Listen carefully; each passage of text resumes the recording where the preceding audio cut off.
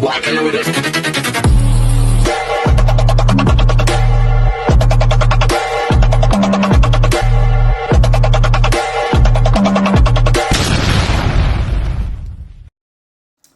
Hello beautiful people! This is your Mama Sam dito sa Sam Sam TV. Kamusta naman kayo mga amigo, amiga, kumare at kumpare? Sana lahat kayo ay okay na okay ngayong araw na ito. At syempre kung ako naman ang tatanungin ninyo, syempre fresh overload ngayong umaga. So kamusta naman kayo mga amigo, amiga? Sana lahat kayo ay okay din. So nakapag-almusal na ba kayo? Ako hindi pa. Meron akong itlog dyan. Tapos ayun yung kakainin ko. Actually, kagabi, plano kong gumawa ng video. Kaya lang hindi na ako nakagawa. Kasi talagang, yung lola mo talagang pagora na. So, talagang ligwak talaga yung beauty ko. Sleep to the max talaga. Ako nagising ako 2 a.m.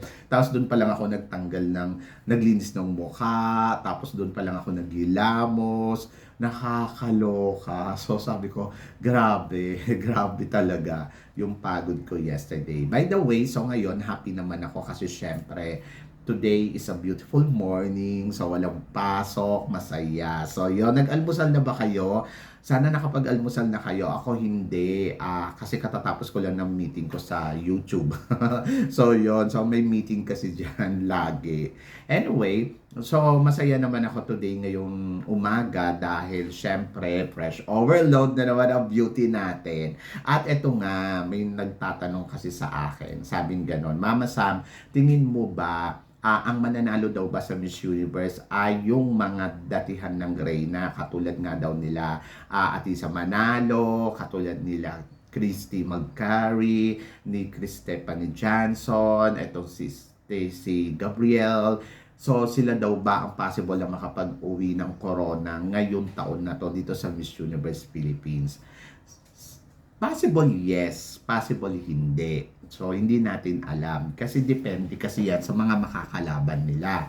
Kasi marami namang mga kandidata talaga na masasabi natin malalakas. Sa totoo lang ha, na hindi rin naman sila basta-basta talaga na alam mo yon na magpapakapog. So, depende yan kasi sa sitwasyon nila. So, kung merong isang kandidata ng baguhan na talaga naman makikita sa kanya ng organization ng Miss Universe Philippines ang katangian na pwede talagang ilaban sa Mexico, so yun ang pwedeng manalo. So, hindi talaga to labanan lang ng mga front runner na may experience na sa international pageant. So, syempre, labanan din to ng mga kandidata talaga, mapabago or may experience na. So, sila Atisa Manalo, syempre, ang advantage nila dito, yung mga dating kandidata ng Binibining Pilipinas na naging Reyna sa Binibining Pilipinas na naging representative natin sa international pageant at nag-runners up doon, kumbaga, advantage sa kanila ang laban nila dito sa Miss Universe Philippines. Kasi syempre, well-experienced na sila, mas malalim yung experience nila ngayon, at alam nila kung ano ang gagawin nilang laban. So, ayun yung advantage na meron sila. Plus, nakakompete na sila sa international pageant, nakakadagdag yun sa credential nila. At kung titignan mo, syempre, kung ikaw sumusubaybay ka sa kanila, maniniwala ka talaga sa kanila kasi may napatunayan na sa international pageant. Kumbaga, hindi ka magdadalawang isip na ipadala sila sa Miss Universe. Katulad ngayon, yung mga nag-top 5 sa Miss Universe, di ba? Halos lahat sila may experience sa international pageant, kumbaga sa another pageant na nilabanan nila. Katulad na lang ni Miss Puerto Rico na nag-first runner-up doon sa, sa supranational, pero naka-top 5 sa Miss Universe. And then, katulad din ni Antonia Persil na dating Reyna doon sa supranational na nag-first runner-up sa Miss Universe. Kumbaga, yung advantage ng credential nila, talagang mapapansin yon. Pero, depende pa rin yon sa preparasyon, depende pa rin yon sa ganap nila. Marami din naman mga kandidata sa Miss Universe na galing sa Miss Grand na nag-second runner-up, nag-third runner-up, o kaya sa ibang pageant, sa Miss International na nag-third runner-up, or sa Miss World na naka-top 12, runners-up na hindi nananalo dito sa Miss Universe or hindi napapasama sa semifinals.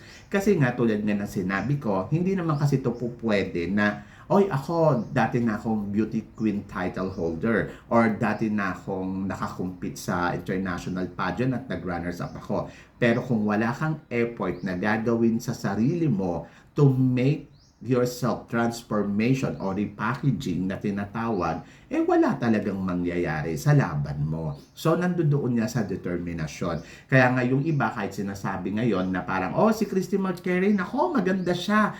Diyosa, pwedeng itapat talaga. Totoo naman yon. Totoo naman yung sinasabi ng lahat na pag titignan mo kasi si Christy McCary, talagang si Christy McCary, pag tinignan mo kasi siya, parang wow, ang ganda-ganda niya. Pwede talaga to sa Miss Universe. Wala naman nagsasabing hindi pwede. Pero kasi kailangan niyang patunayan yung sarili niya ngayon sa atin lahat na kung ano ba ang dapat niyang gawin sa laban niya sa Miss Universe Philippines to make herself na manalo. Kasi kung hindi, wala siyang gagawin. Ganyan lang yung ipapakita niya. Kung tulad ng dati, hindi natin alam kung magandang puntos ba ang makukuha niya. Kasi paano naman yung may magandang backstory katulad ni Alexi, di ba?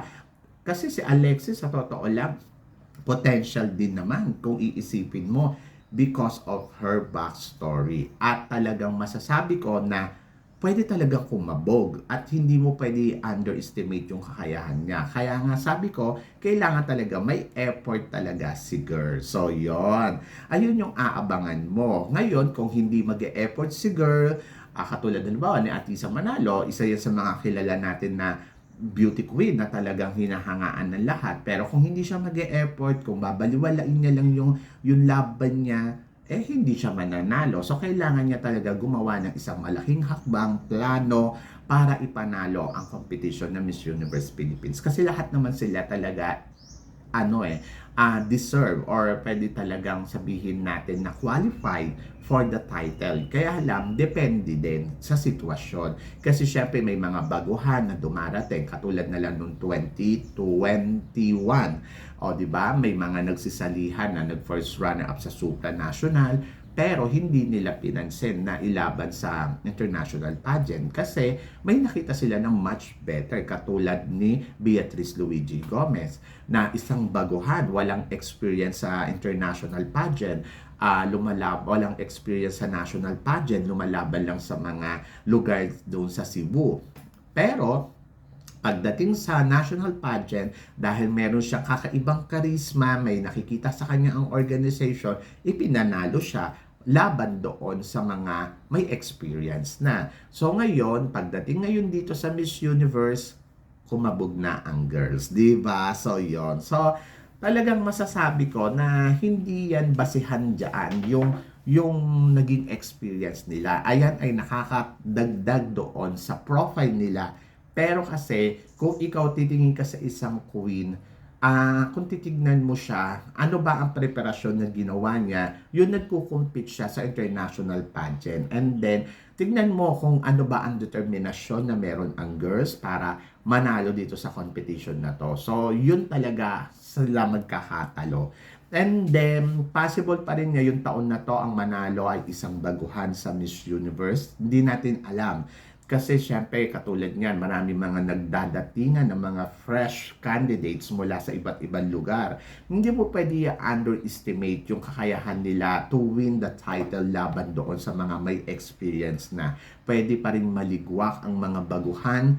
Ang pwede maligwak dito yung mga datihan na may title holder na laban sa mga baguhan at pwede din naman maligwak talaga yung mga baguhan. So, challenge to para sa mga baguhan dito na lumalaban sa Miss Universe Philippines, and then challenge din to para sa mga may experience na lumalaban naman sa Miss Universe Philippines laban sa mga baguhan. Kasi tulad nga na sinabi ko, ang makikita nila dito ayun yung talagang ipapadala nila sa Miss Universe, di ba? Like example, Rabia Mateo, marami siyang kinabog ng mga front runner, pero siya yung napiling ipadala sa Miss Universe. And then Beatrice Luigi Gomez, di ba?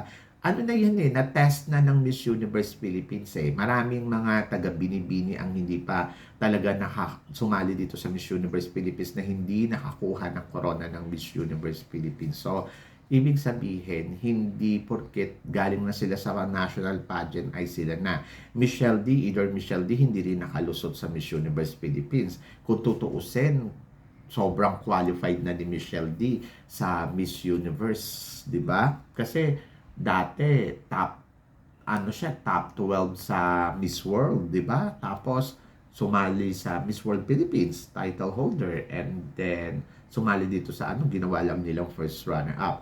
Pero alam niyo, sa totoo lang, minsan dapat maging maingat din ang organization sa pagpili ng mga girls na ipapadala natin sa Miss Universe. Kasi minsan nalagpasan nila. Example, si Michelle D. Kung noong 2022, tama ba? Kung ang ipinadala natin si Michelle D, she's a very transformational leader. Siguro mas malaki pa yung chance ni Michelle D na makapasok sa top 5 during time ni Celeste Cortesi. And then, I think hindi tayo na El Tocuyo ng bonggang-bongga nung time na yon kung pinili nila si Celeste, si Michelle D laban kay Celeste Cortesi during that time na yon. Kasi transformational leader ang hinahanap nila eh. And then Michelle D is a very transformational leader during her time, 'di ba? So 'yon. So nagkamali doon ang Miss Universe. Pero sabi ko nga, kung nanalo noon si Michelle D, baka ang inilaban nila noong 2023 ay si Pauline Abelex na. Di ba? So, yun. So, ayun lang yung nakikita ko. Ayun lang yung tingin ko. Kasi parang feeling ko pag natalo si Celeste doon, hindi na siya sasali sa Miss Universe Philippines. Si Pauline sumali uli. Kung sumali siya, either ang may papadala natin dyan, baka si tawag dito, si Pauline Abelex or kaya si Kristen Garavides o kaya si may isa pa eh.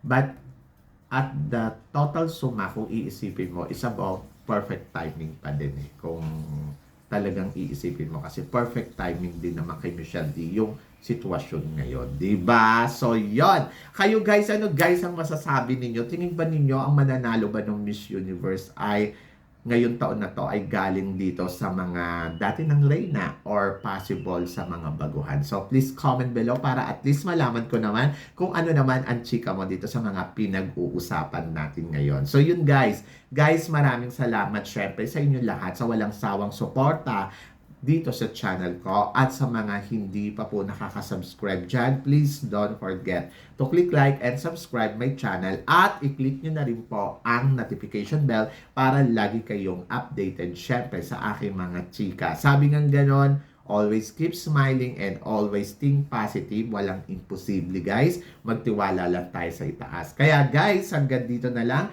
Hanggang sa muli natin chikahan. See you tomorrow. Thank you guys.